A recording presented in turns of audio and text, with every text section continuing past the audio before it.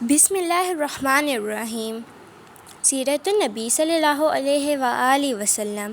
محمد صلی اللہ علیہ وآلہ وسلم کا ستارہ چمکا۔ ملک شام کا ایک یہودی ایس مکہ سے کچھ فاصلے پر رہتا تھا۔ وہ جب بھی کسی کام سے مکہ آتا، وہاں کے لوگوں سے ملتا تو ان سے کہتا، بہت قریب کے زمانے میں تمہارے درمیان ایک بچہ پیدا ہوگا۔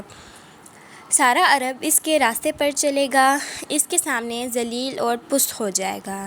وہ عجم اور اس کے شہروں کا بھی مالک ہو جائے گا۔ یہی اس کا زمانہ ہے۔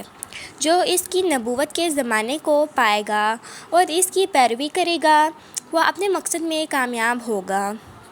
جس خیر اور بھلائی کی وہ امید کرتا ہے، وہ اس کو حاصل ہوگی، اور جو شخص اس کی نبوت کا زمانہ پائے گا مگر اس کی مخالفت کرے گا، وہ اپنے مقصد اور آرزوؤں میں ناکام ہوگا۔ مکہ معظمہ میں جو بھی بچہ پیدا ہوتا، وہ یہودی اس بچے کے بارے میں تحقیق کرتا اور کہتا، ابھی وہ بچہ پیدا نہیں ہوا۔ آخر جب نبی کریم صلی اللہ علیہ وآلہ وسلم اس دنیا میں تشریف لائے تو عبدالمطلب اپنے گھر سے نکل کر اس یہودی کے پاس پہنچے۔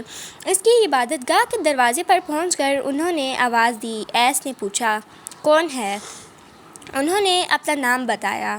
پھر اس سے پوچھا، تم اس بچے کے بارے میں کیا کہتے ہو؟ اس نے انہیں دیکھا، پھر بولا، ہاں، تم ہی اس کے باپ ہو سکتے ہو۔ بے شک وہ بچہ پیدا ہو گیا ہے جس کے بارے میں نے تم لوگوں سے کہا تھا۔ وہ ستارہ آج طلوع ہو گیا ہے جو اس بچے کی پیدائش کی علامت ہے، اور اس کی علامت یہ ہے کہ اس وقت اس بچے کو درد ہو رہا ہے۔ یہ تکلیف اسے 3 دن رہے گی اور اس کے بعد یہ ٹھیک ہو جائے گا۔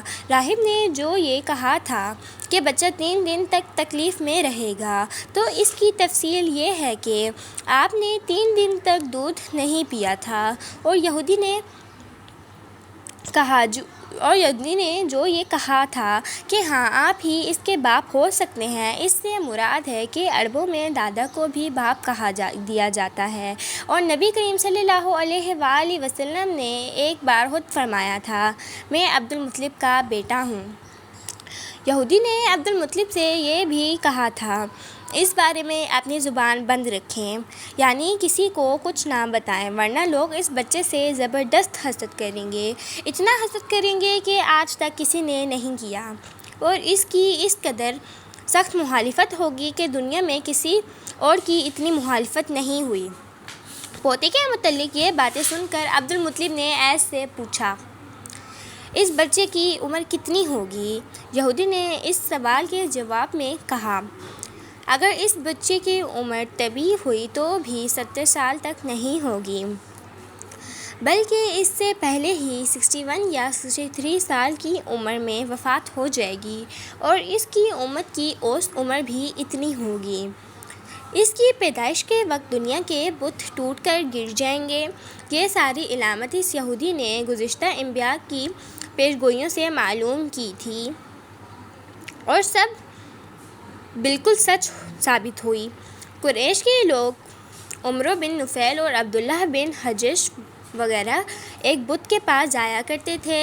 یہ اس رات بھی اس کے پاس گئے جس رات آپ صلی اللہ علیہ وآلہ وسلم کی پیدائش ہوئی۔ انہوں نے دیکھا وہ بت اوندھے منہ گرا پڑا ہے۔ ان لوگوں کو یہ بات بری لگی، انہوں نے اس کو اٹھایا، سیدھا کر دیا، مگر وہ پھر گر گیا۔ انہوں نے پھر اس کو سیدھا کیا، وہ پھر الٹا ہو گیا۔ ان لوگوں کو بہت حیرت ہوئی، یہ بات بہت عجیب لگی۔ تب اس بت سے آواز نکلی، یہ ایک ایسے بچے کی پیدائش کی خبر ہے جس کے نور سے مشرق اور مغرب میں زمین کے تمام گوشے منور ہو گئے ہیں۔ بت سے نکلنے والی آواز نے انہیں اور زیادہ حیرت زدہ کر دیا۔